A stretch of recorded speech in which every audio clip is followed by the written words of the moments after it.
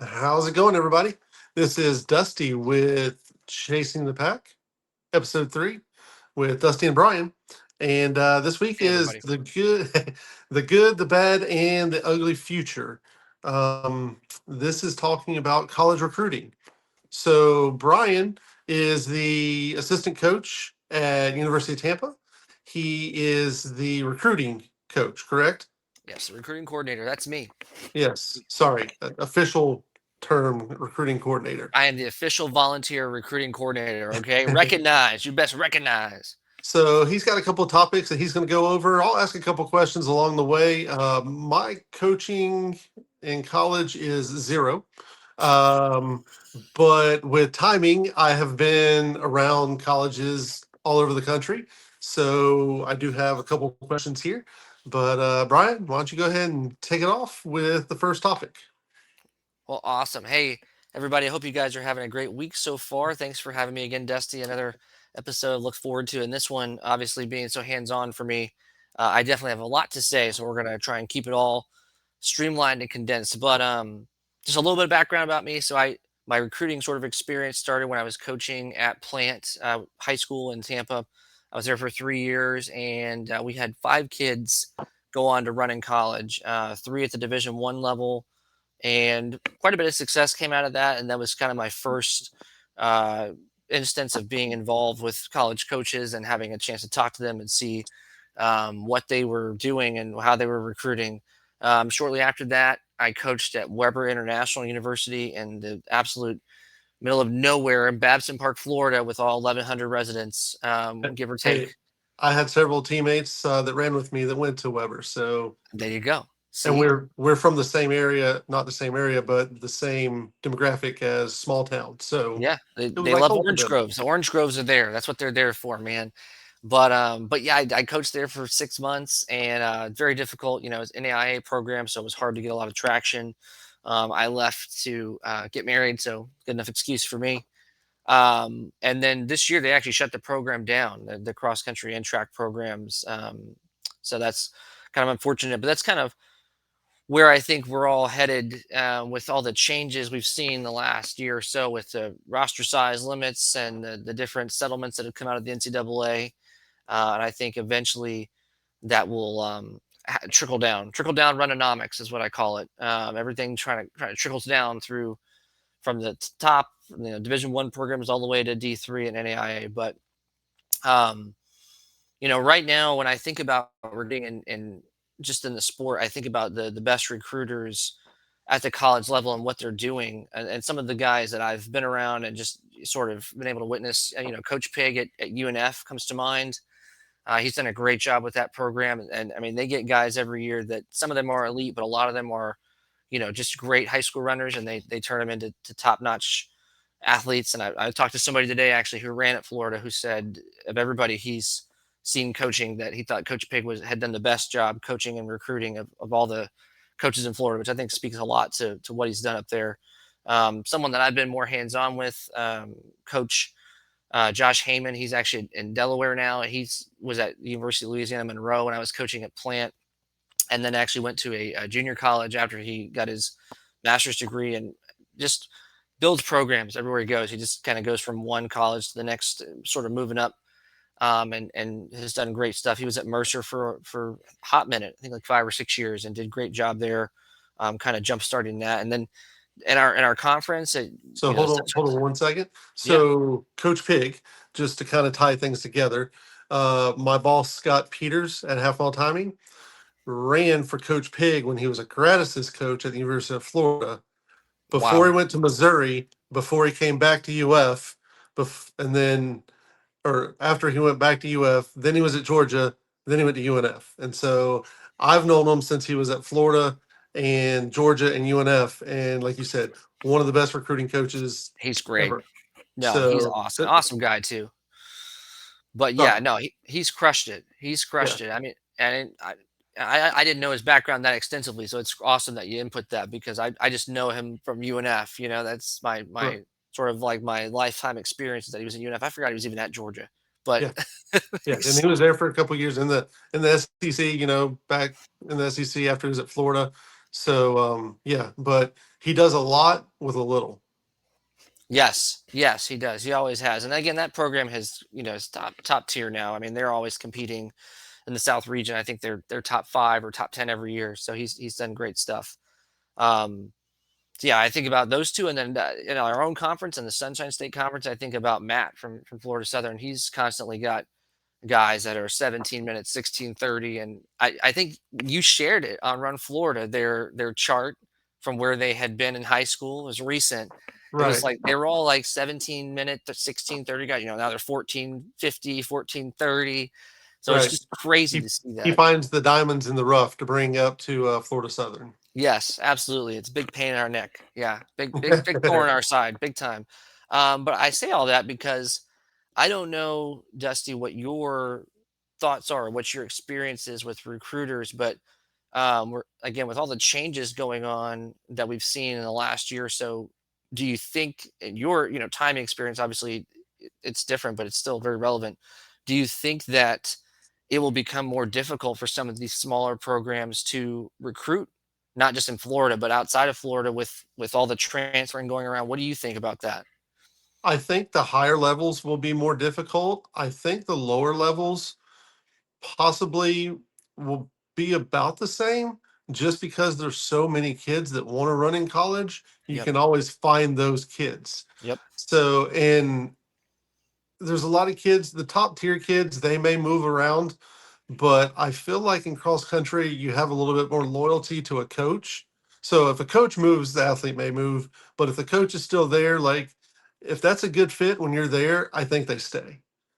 Yeah. Like I don't really think anybody's getting NIL deals in cross country Not anywhere. a ton, but there's some. I've seen some, like a couple kids, I think at UNF and at UF have gotten some small, like the not Gatorade, but the equivalent, some kind of nutrition Right, thing. right. But no, they're not. You're not making money.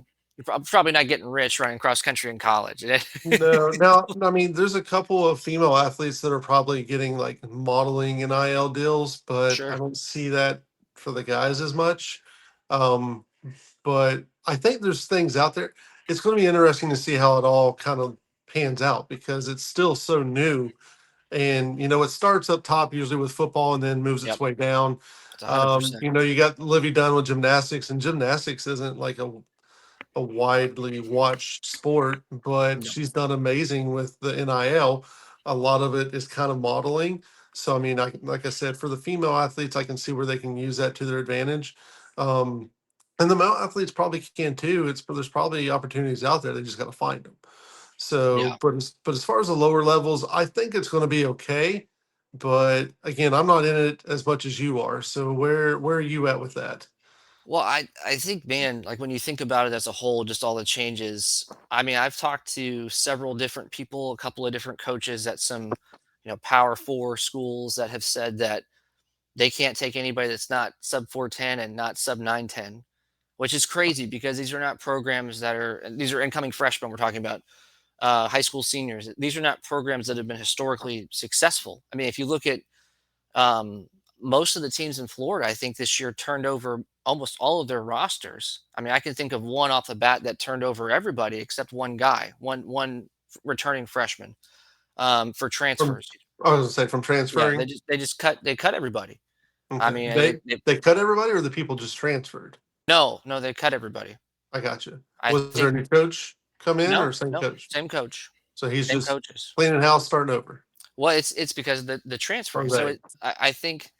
I think when you look at the as a whole, like I saw an article the other day from Yahoo Sports that said that the U.S. Track and Field and Cross Country Association, or the USTF CCCA, issued a statement in June saying that cross country, along they did it with along with wrestling and volleyball and all the other kind of minor sports, the Olympic sports. They said that organizations were voicing their concerns about that the sports could shrink over time because of all the the NIL and the settlement stuff that has gone on, um, and that a number of kids were going to be cut.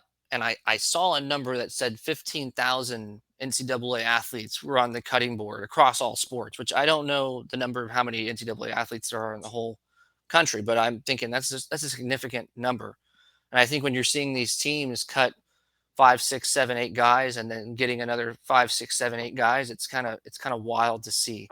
And I think again, in the end, there's going to be very few winners, in my opinion, from that. I think there's probably maybe 5 or 10 top Division 1 programs. I don't see it being a sort of an even thing. If you look at football, we talked about that a second. You mentioned football. It's kind of been that way, right? It's been Bama and Clemson, Ohio State, and everybody else is kind of taking a back seat. And I think that's where we're headed is for cross country and track because it's all going to be mercenaries. It's going to be guys that just transfer every year. It's Right. like if you look, so UT, we had 20 guys in the entire team last year. We have 20 incoming guys this year. So we have an entire team of I think it's 16 freshmen and 3 or 4 transfers. So it's crazy. Now, is this scholarship or is this just on the roster? Yeah, scholarship. The scholarship Okay. guys. Yeah. Okay. But I mean, but we're gonna do cuts. We're gonna try and trim it to 20. So that means that, some of these guys won't make it. And I think we have 10 or 11 guys coming back. So it's a significant number. And I had a kid the other day telling me, he would really wanted to go to UT and he'd commit right now if he could. And I said, you may not have a spot. You may not be Right. fast enough. You can commit if you want, but there's no guarantee. So I think the winners are very few. It's definitely the top Division 1 and maybe Division 2 programs. The Adams States, people that'll be that good anyways. And I mean, it's possible they'll be competing with some of those Division 1 programs just because all the transfers they'll get. And I think, like you said, the NAIA, the NJCAA, the junior colleges, D3, those are the programs that'll benefit the most. I mean, you're seeing guys this year. We had a 152 guy, or 153 commit in June to us, and Right. nobody wanted him. And it's just crazy to think about because when I was in high school, we had a 152 guy on our team at Robinson who was recruited and ran at FSU. I don't think he could run at FSU now. I don't think a lot of the guys that I mentioned, the 3 guys that ran D1, Jack Guyton, he ran at UF. He was 4'11". I don't think they'd even consider him now if he were running now because it's all Now, transfers. do you think that that's because of the transfer, or do you think it's because high school running has elevated itself with the coaching, and there's just more athletes that are out there that run faster times? I don't think it's that the coaching is that much better or the kids are that much better. I think it's that as coaches, for us, we've created this monster where there's no going back now. We can't undo what we've done where it's never enough. So, a lot of these schools, like if you look at FSU, right, when they, whatever happened, they decided to go their separate ways from Coach Brayman. I don't think that was a coincidence. I don't think that was not caused by all of this. I think this has been down in the pipe for a while now. And this was people were talking about this last fall being a thing. Several Division 1 coaches I talked to, and other coaches too. But all these changes are sort of intertwined. It's kind of this whole thing where it's like you see a time and you go, okay, that's a great time. 152 is a great time.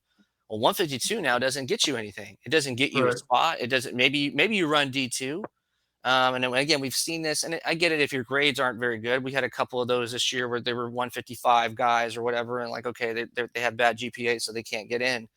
But I think as a whole, it's more or less this that we've just created this monster where we expect guys to come in and score and do well at nationals, and if they don't, we're just going to get rid of them. And that is the theme. That is what has been going on. If you look at a guy like Ethan Geiger, who ran at Florida, he ran 23:38 last year at Texas A&M, which is a fast course.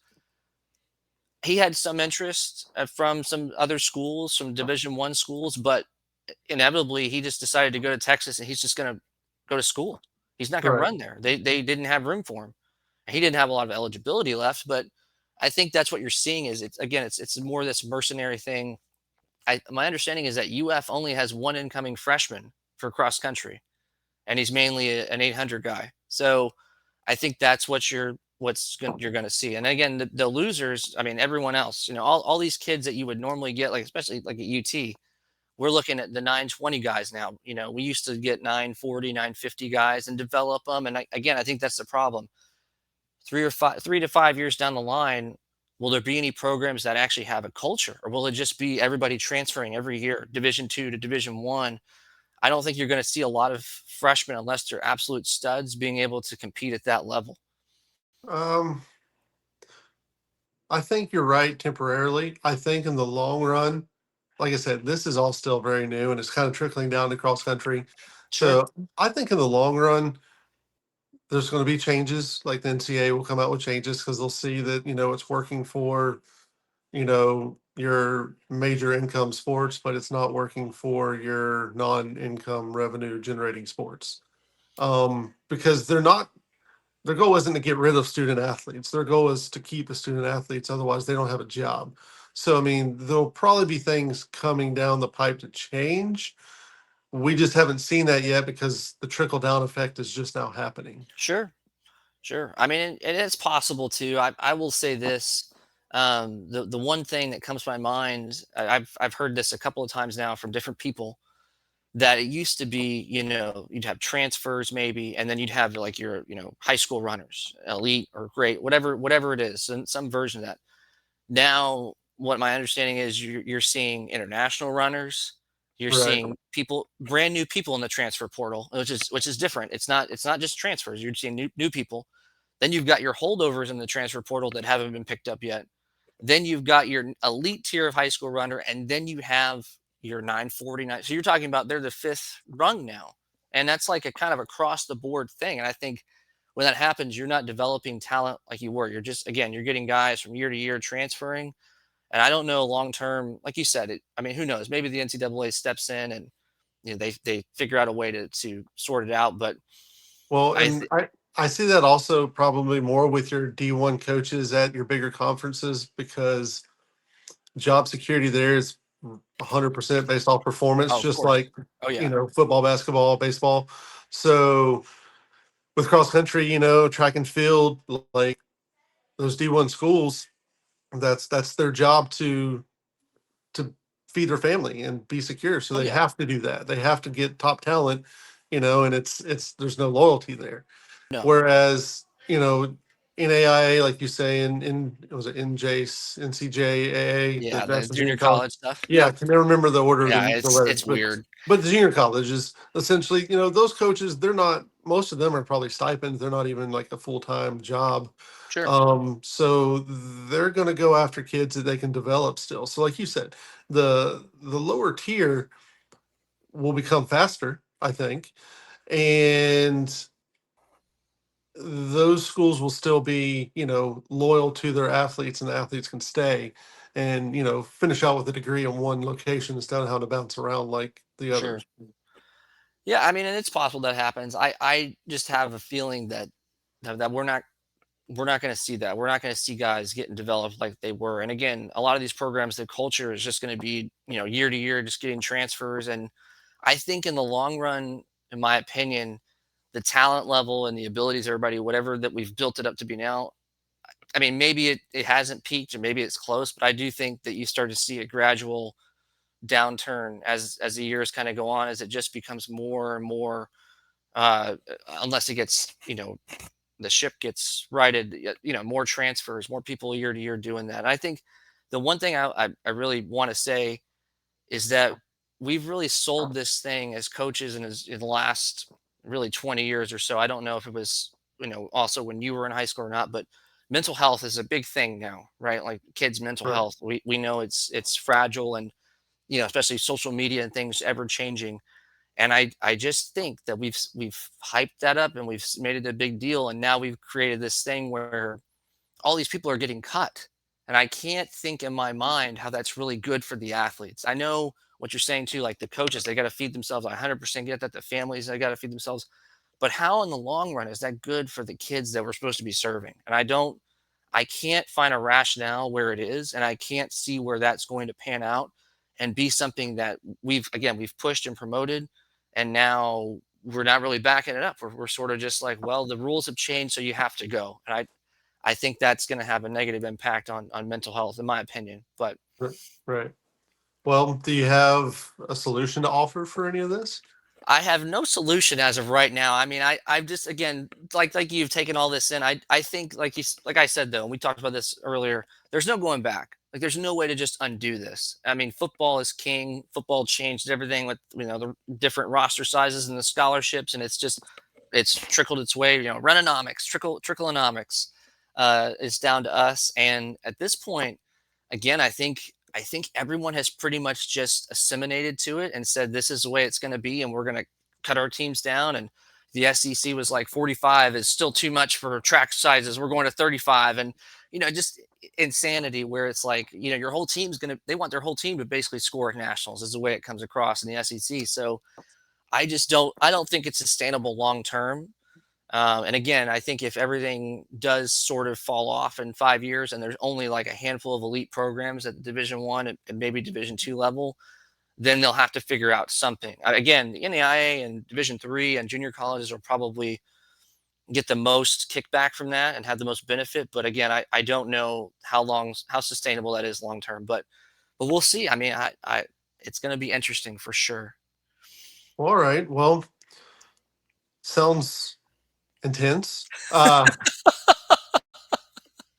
I'm an intense guy. I'm intense. I mean, it would be nice to hear from maybe some of the other college coaches or even the high school coaches kind of, hearing about it. I actually think I saw on one of the Facebook forums where a high school coach was like, "Hey, I've emailed multiple, colleges and haven't heard back from any of them."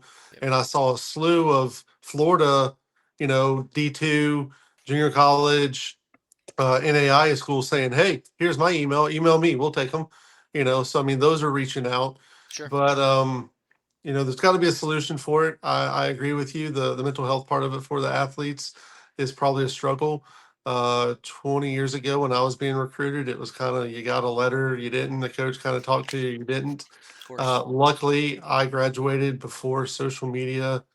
Like, it was starting to sneak up, and like in the years I didn't go to college, but in the years that I would have been in college, my friends were starting to get Facebook and MySpace and all that. MySpace. Yeah. Yeah, so bring it back. I love it. But yeah, so I feel lucky in that sense because it does play with your head and with all, you're seeing your friends move around different schools and everything. Yep. Um so yeah, if you're a college coach and want to comment or shoot us an email, send it to dusty@runflorida.com. If you're a high school coach, send it there. If you're an athlete having questions, send it to me. If I can't answer it, I'll forward it to Brian and we'll see if we can answer it for you. Um, is there anything else you need to add to today's discussion? No, I think that was great. I think that's man,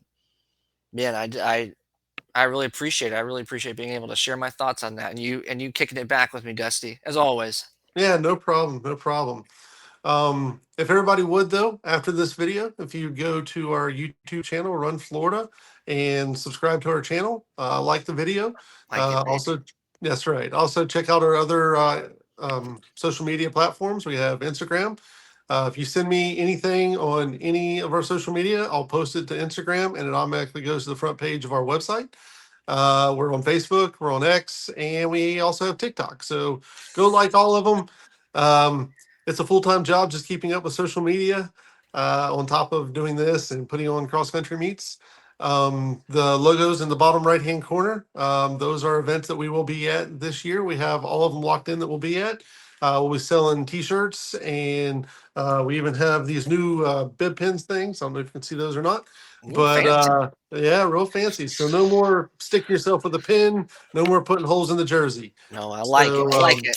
yep, and they're not very expensive. It's like I think $8 or $9 for these things. I should know the Wow. price. I'm the one that's selling them, um, but they will be on our website here pretty soon too, so you can purchase them. But yeah, thank you guys for watching, and we will have a new episode next week. So keep an eye out for that. In the meantime, like I said, like this, share this, and let everybody know about it. All right. Have a great night, guys.